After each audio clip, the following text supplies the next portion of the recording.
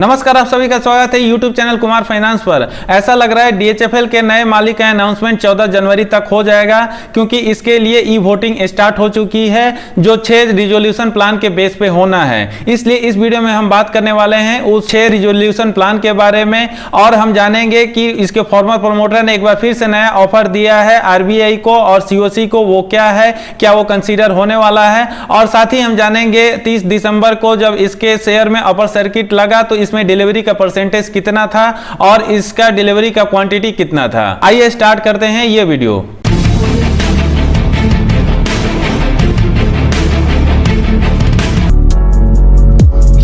जैसा कि आप स्क्रीन पे देख सकते हैं, यहाँ पे 5% का अपर सर्किट लगता है DHFL के शेयर प्राइस में, और ये क्लोज होता है 28 रुपये 20 पैसा पे। ये 30 दिसंबर 2020 का डेटा है। हालांकि जब मार्केट ओपन हुआ तो इसका रेट 26 रुपये 5 पैसा था, और ये उसके बाद नीचे तक गया है। अचानक से कुछ इसमें हलचल होती है 12 साढ़े 12 बजे के आसपास में, और फाइनली ये क्लोज होता है 5% के अपर सर्किट के साथ। इसका डिलीवरी और डिलीवरी परसेंटेज देखने के लिए आइए अब हम चलते हैं मनी कंट्रोल के वेबसाइट पे। मैं आ गया हूं मनी कंट्रोल के वेबसाइट पे, और आप देख रहे हैं स्क्रीन पे यहाँ पे जो डेटा दिया हुआ है ट्रेडिंग का या डिलीवरी परसेंटेज का, वो NSE प्लस BSE यानी जो दो स्टॉक एक्सचेंज है दोनों का क्वांटिटी दिया हुआ है। यहाँ पे अगर हम 30 दिसंबर 2020 का ट्रेडिंग क्वांटिटी देखें तो ये बहुत ही बड़ा क्वांटिटी है, और ये करीब 1.86 करोड़ के आसपास निकल रहा है। जो डिलीवरी का क्वांटिटी है वो 63.44 लाख है, और डिलीवरी का परसेंटेज 34.20% है। तो यहाँ पे कहा जा सकता है कि एक बार फिर से हाई परसेंटेज है डिलीवरी का। कोई भी शेयर अगर 30% से ज्यादा का डिलीवरी परसेंटेज आता है तो निश्चित ही ऐसा माना जाता है कि उस शेयर में कुछ अच्छा होने वाला है। लेकिन अभी ये क्लियर नहीं है कि क्या ऐसा अच्छा हो रहा है जिसकी वजह से लोग इतना बल्क क्वांटिटी में खरीद के इसको होल्ड कर रहे हैं। यहाँ पे एक चीज मैं बताना चाहूंगा कि जो बायर लोग हैं या तो वो रिटेल इन्वेस्टर हैं या बहुत ज्यादा पैसे वाले इंडिविजुअल इन्वेस्टर हैं। इसके इक्विटी शेयर का क्या होगा, राइट ऑफ होगा या कंटिन्यू रहेगा, यह अभी तक क्लियर नहीं है। शायद ये 14 जनवरी के आसपास क्लियर हो जाएगा, जब ये पिक्चर साफ हो जाएगा कि आखिर इसको कौन एक्वायर करने जा रहा है। तो फिलहाल इसके इक्विटी शेयर के बारे में कुछ भी बोलना उचित नहीं होगा। हालांकि बहुत सारी पॉसिबिलिटी शो किया जा रहा है एक्सपर्ट द्वारा और साथ ही जो मार्केट के जानकार हैं उनके द्वारा, लेकिन वो सारी चीजें इस वीडियो में मैं नहीं डिस्कस करूंगा, क्योंकि कुछ बार मैं पहले डिस्कस कर चुका हूं। अब जान लेते हैं वो 6 रिजोल्यूशन प्लान जिसके बेसिस पे ई वोटिंग स्टार्ट हो चुकी है। इस ई वोटिंग में जो 6 रिजोल्यूशन प्लान कंसीडर किया जा रहा है उसमें पिरामल ग्रुप और अडानी ग्रुप ने 2-2 प्लान दे रखा है, जबकि ऑक्ट्री कैपिटल और एसी लोई ने 1-1 प्लान दे रखा है। इसमें वैसे देखा जाए तो 2 ही मेजर प्लान है, ऑक्ट्री कैपिटल का और पिरामल ग्रुप का, और ऐसा माना जा रहा है कि इन दोनों के बीच में ही रेस चल रहा है। रिजोल्यूशन प्लान का मतलब यहाँ पे ये निकलता है कि एक प्रपोजल है कि ये दिवालिया हुई कंपनी को ये लोग कैसे बाहर निकालेंगे और इसको कैसे अच्छे से रन कराएंगे और वापस कैसे कस्टमर का इसमें फेथ गेन किया जा सकता है। ये सारी चीजें ये लोग रिटेन में एज ए प्रपोजल सबमिट किए हैं। तो जो सबसे पहला रिजोल्यूशन प्लान दिया गया है ऑक्ट्री कैपिटल द्वारा, जो इंटायर लोन बुक के लिए है, यानी ये पूरे कंपनी के लिए बीड कर रहे हैं। जितने भी इसके सारे बिजनेसेस हैं सब बिजनेसेस के लिए उन्होंने बीड किया है। पिरामल ग्रुप का भी एक प्रपोजल इंटायर लोन बुक के लिए है, और ये भी एक पूरे कंपनी को एक्वायर करना चाहते हैं। अडानी ग्रुप भी इंटायर लोन बुक के लिए ही बीड किया है, जबकि पिरामल ग्रुप का जो दूसरा ऑफर है केवल स्टैंड लोन रिटेल के लिए है। अडानी ग्रुप ने जो एक बार फिर से नया ऑफर दिया है wholesale loan and portfolios. AC लोई जो हांगकांग बेस्ड कंपनी है, इसने भी पूरे कंपनी के लिए बीड ना करते हुए केवल कॉर्पोरेट पोर्टफोलियो के लिए बीड किया है। जो मैंने यहाँ पे रेड कलर कर रखा है उसका मतलब ये है कि ये लोग पूरे कंपनी या इंटायर लोन बुक के लिए नहीं बीड किया है। इनका जो प्रपोजल है पार्शियल है, इसलिए ऐसा माना जा रहा है कि ये तीनों प्रपोजल को उतना वेटेज नहीं मिलेगा और शायद इनको वोटिंग भी बहुत ज्यादा नहीं मिलेगी।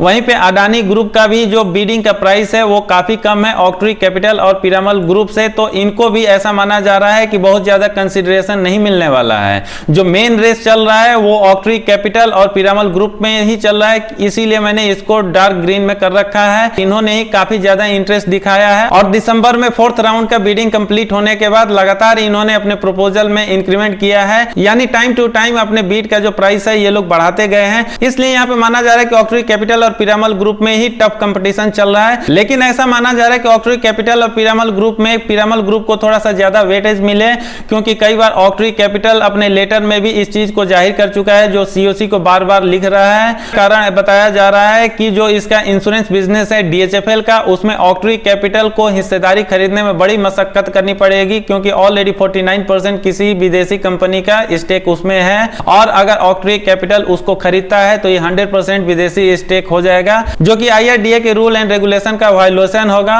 इसलिए ऑक्ट्री कैपिटल का दावा थोड़ा सा कमजोर हो जाता है। जबकि पिरामल ग्रुप एक इंडियन कंपनी है, इसलिए इसको बहुत ज्यादा प्रॉब्लम फेस नहीं करना होगा, चाहे वो इंश्योरेंस का बिजनेस हो या इसका लोन का बिजनेस हो, इसको कहीं प्रॉब्लम नहीं दिख रहा है। अगर ई वोटिंग में पार्टिसिपेशन की बात करें तो इसमें फाइनेंशियल क्रेडिटर्स पार्टिसिपेट करेंगे, और इसमें मेजर प्लेयर जो नजर आ रहे हैं फिलहाल SBI, union bank of India, Punjab national bank और बैंक ऑफ इंडिया जैसी कंपनियां हैं, यानी बैंक है जो इसमें पार्टिसिपेट करेंगे। इसके अलावा भी कुछ बैंक्स हैं जिनका लोन थोड़ा सा कम है, इसलिए उनका नाम यहाँ पे नहीं दिया हुआ है। इसके अलावा एनसीबी होल्डर भी पार्टिसिपेट करेंगे, जिसमें कुछ इंस्टीट्यूशनल और retail non convertible debenture holders हैं, और फिक्स डिपोजिटर्स भी इसमें पार्टिसिपेट करेंगे। इस ई वोटिंग में जिस रिजोल्यूशन प्लान के फेवर में सबसे ज्यादा वोट किया जाएगा, और एटलीस्ट उसमें 66% फाइनेंशियल क्रेडिटर्स का पार्टिसिपेशन होगा, वैल्यू वाइज यहाँ पे आपको मार्क करके दिखा रहा हूं, उसको हाईएस्ट बीडर कंफर्म किया जाएगा, और फाइनली ये बीड को ले जाके एनसीएलटी में सबमिट किया जाएगा, और एनसीएलटी फाइनली उस पे अपना कंफर्मेशन देगा, फिर उस हाईएस्ट बीडर को विनर घोषित किया जाएगा, और वो कंपनी या वो ग्रुप इस कंपनी को एक्वायर करने में सफल होगी आने वाले टाइम में। इस बिडिंग को कंप्लीट होने के बाद ऐसा माना जा रहा है कि क्रेडिटर्स का 65 to 70% पैसा नुकसान में जाएगा,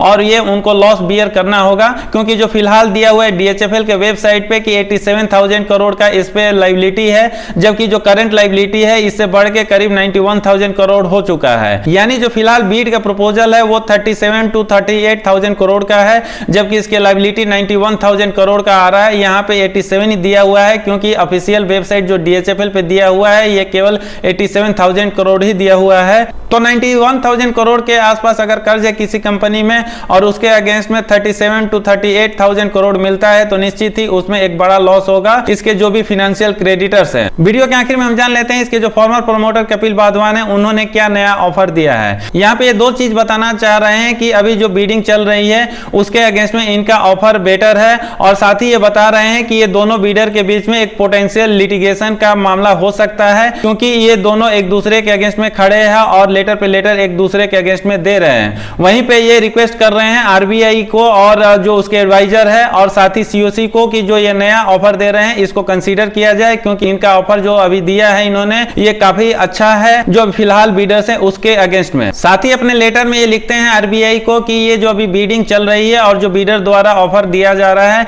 ये रियल वैल्यू नहीं दिया जा रहा है होलसेल बुक का, और ये उसके हिसाब से काफी कम है, इसलिए उनके बीड को इग्नोर किया जाए और इनके बीड को कंसीडर किया जाए। ये लेटर उन्होंने आरबीआई गवर्नर शक्तिकांत दास को दिया है, और साथ ही डीएचएफएल एडमिनिस्ट्रेटर जो है R Subramanya Kumar and COC है, ये तीनों को इन्होंने अपना लेटर दिया है। इस लेटर में इन्होंने अपना रिवाइज ऑफर भी दिया है, और ये बोल रहे हैं कि 91,158 करोड़ का जो इस पे ड्यू है यानी कर्ज है उसको ये रीपेमेंट कर देंगे, उसमें जो प्रिंसिपल अमाउंट होगा उसको 100% ये रीपेमेंट कर देंगे। एक और नया प्रोविजन रखा है, ये 31,000 करोड़ को पे कर सकते हैं 8.5% पर एनम इंटरेस्ट के साथ, लेकिन ये 7 साल में पेमेंट किया जाएगा। लेकिन ऐसा लगता नहीं कि आरबीआई का जो एडमिनिस्ट्रेटर है वो इसको एक्सेप्ट करने वाला है, और साथ ही सीओसी में इसको कोई वेटेज मिलने वाला है, क्योंकि ऑलरेडी जो एडमिनिस्ट्रेटर है आरबीआई द्वारा नियुक्त किए हुए सुब्रमण्यन कुमार एंड सीओसी, इन्होंने इनके अर्लियर प्रपोजल को रिजेक्ट कर दिया है, और बार बार बोल रहे हैं कि ऐसा मजाक ना करें और ये केवल नौटंकी कर रहे हैं। तो ऐसा कहा जा सकता है कि इनका जो एक बार फिर से लेटर और प्रपोजल है उसको कंसीडर नहीं किया जाने वाला। दोस्तों इस वीडियो में इतना ही। अगर आपको मेरा काम पसंद आता है तो चैनल को सब्सक्राइब करके बेल आइकन का बटन जरूर प्रेस करें। साथ ही मैं आप लोगों से रिक्वेस्ट करूंगा अगर वीडियो आपको पसंद आए तो लाइक करें और अपनों के साथ शेयर करें।